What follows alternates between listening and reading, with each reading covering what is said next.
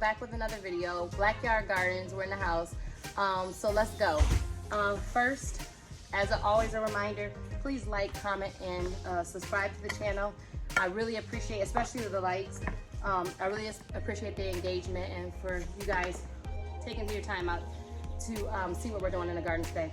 So right now we got a soil mix going on. As I told you guys before, I am obsessed with soil, and we're going to go ahead and mix up some soil. And this particular soil is for our transplants. So we are going to be starting seedlings to transplant out for our fall garden. So with that, what I did and what I have here, let's see if I can show you.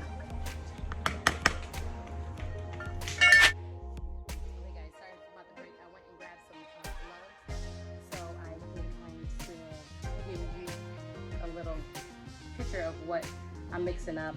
I have soil that I have previously had in other plants and pots that I want to reuse, because I do try to recycle the soil when I can.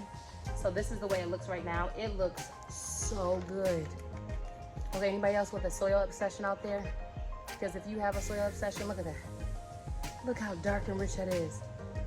Oh my gosh. Okay.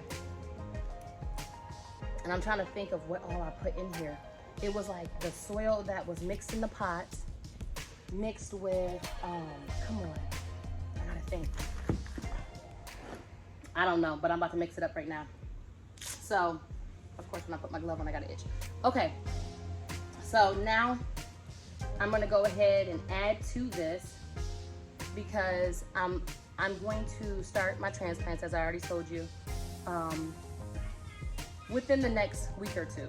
It don't have to be today. But when I do, I like to have my soil ready to go. So I have my handy dandy shovel here, just a small one.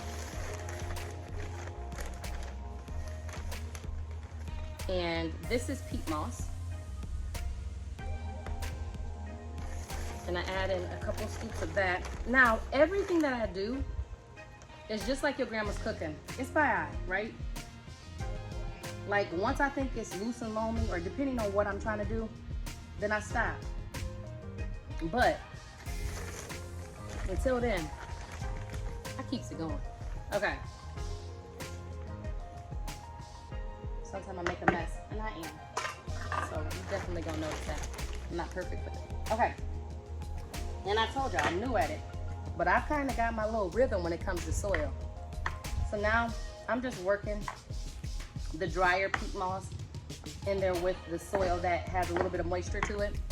So I want to make sure you can see okay, but I'll show you. And I'll just work it until it's kind of combined evenly.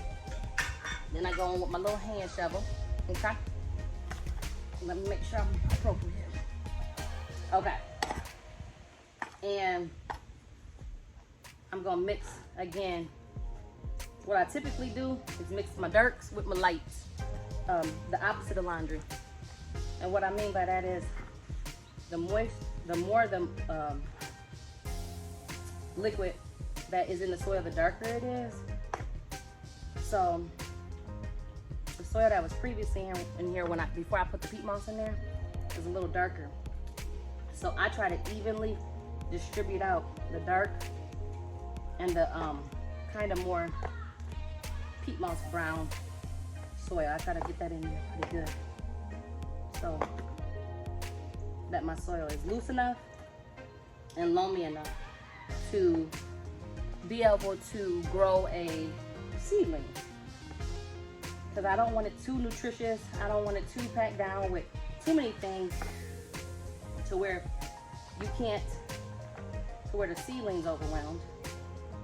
Because from what I understand from the other YouTubers, because I've gotten a lot of my advice off of YouTube as well, you don't want your seedling to be overwhelmed when you put it in there, because it has everything it needs to grow.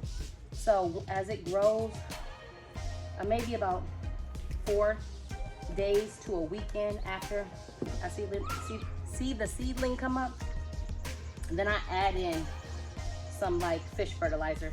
Instead of watering it with the water that day, I'll just use fish fertilizer water, diluted fish fertilizer water. So I'll show you an example of that too when I get a chance. But yeah, so right now I'm loving the consistency. Look, it's like I'm making a cake. I am a baker too. Okay, so y'all can see me now. Look at all that. Look how, I want y'all to see how fluffy it is. Oh, look, it clumped when I said it. Okay, but I'm doing good. I'm working it. I get down to the bottom, and I'm the type of gardener, side thought, I'm the type of gardener that if a bee come chase me, which typically I don't think it's chasing me, but I'm the type that'll run. So if you see me scratching my back, just know I'm behaving myself because I ain't ran yet. And if you see this video, if you see it pause for a minute, I probably ran. And I'm not ashamed of it. Because it's part of who you're watching. All right, I'm gonna get more and more used to it, but I've only been doing this for about a couple of years. And within that time, I've learned that they usually ain't chasing me, but I still run out of instinct. Okay, so that looks really good. Let me get you a close-up of that. I'm trying to decide if I want to pick up the pot or if I want to bring you over here. I think I'm gonna bring you over here. Hold on. Okay, now we have you in there. So you can kind of see the soil a little better. A little less of me, a little more of it.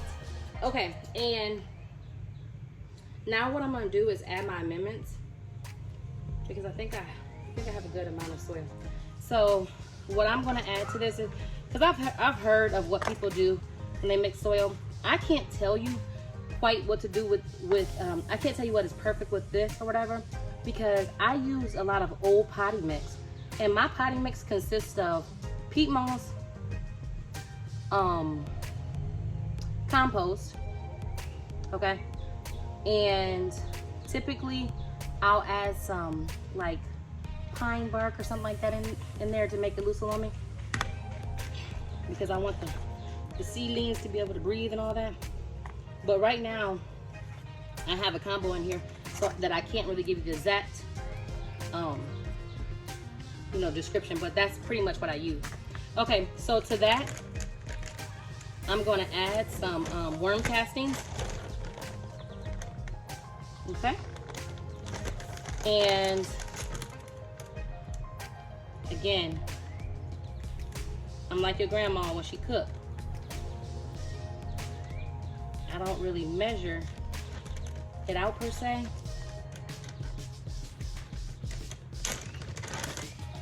But I go until I feel like it's right, okay? So you can see how dark that is compared to the, so good, that looks pretty good to me. We added that in there. You can see how dark the worm casting is. They look, ooh, they look like black gold. Can you see it? Black gold right there. Okay. And then I'm gonna add in some vermiculite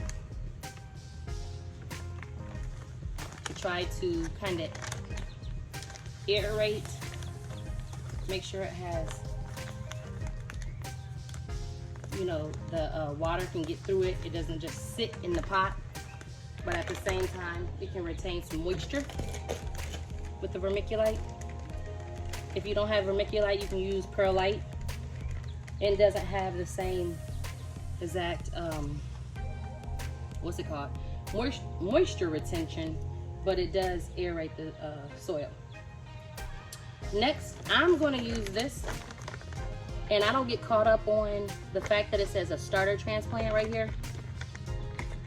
I get caught up on organic, and then I look for this right here. Let's see if you can see it. There it is. 3, 6, and 4. The numbers, I try to make sure it's pretty neutral, but I like that middle number being a little higher.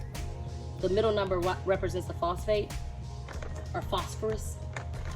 And I like that to be a little bit higher because from what I've seen with my plants, it makes the roots stronger to me.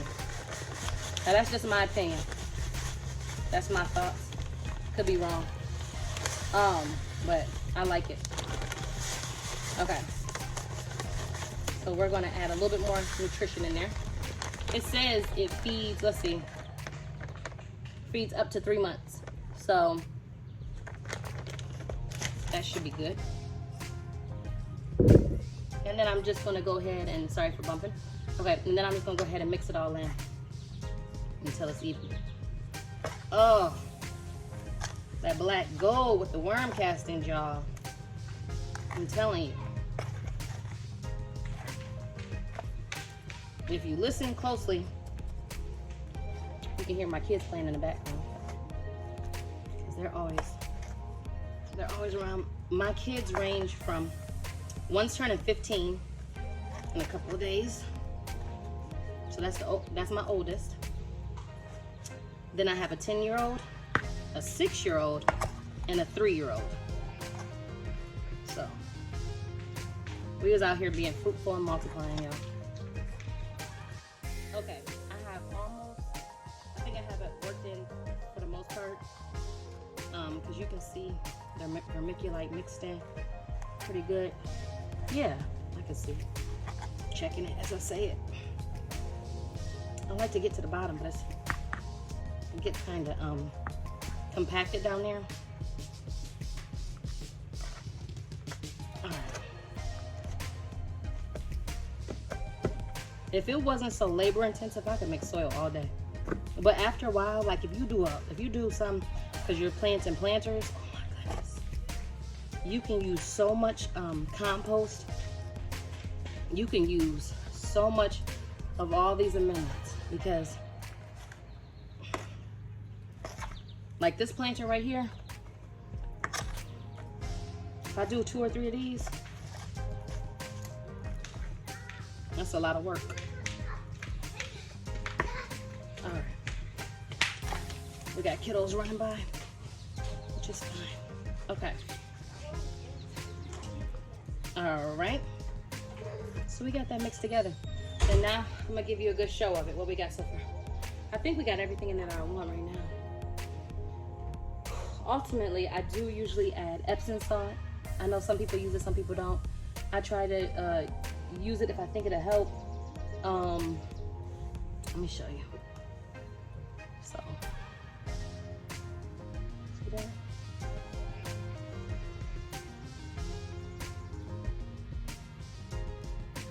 Yeah, I try to use it if I think it'll help. See, I even got some roots from old plants in there, just a little bit. I'm gonna break them up. Okay, because this is Backyard Gardens, and you know, we got to recycle, reduce, and reuse. Okay. So, that's just money saving. I'm gonna save money, help the earth, help the planet, you know, and reuse. Unless it was like something like with tomatoes, I don't really use too much of tomatoes because they get blight so easily and stuff, that I try not to put that back into my garden, or into my soil. But you know, I do the best I can. All right, so there we go. There is my transplant soil mix. Hopefully this gives you an idea of what to do. I usually use if I gave you an idea, it would be about 50%, maybe about 40% compost, 30%, maybe about another 40% peat moss, and then I use these amendments that I just showed you. So you'll have your worm castings, you'll have vermiculite, or I sometimes substitute it for pine bark because that'll aerate as well. And then some type of fertilizer I usually throw in there. Now, when it comes to the seedlings, they don't need fertilizer as much at the beginning, but I'm adding it in here because I'm going to put these outside. So I want them to already have something in the pot because they'll be outside growing in small transplant pots until I'm ready to actually plant them into the area that they'll be in the garden. So hopefully you enjoyed this this soil mix adventure that I just went on, and I'll see you guys again on Backyard Gardens. I appreciate the love. I appreciate the like, guys. I appreciate the people subscribing to the channel, and I cannot wait to continue to grow with you guys. Thanks.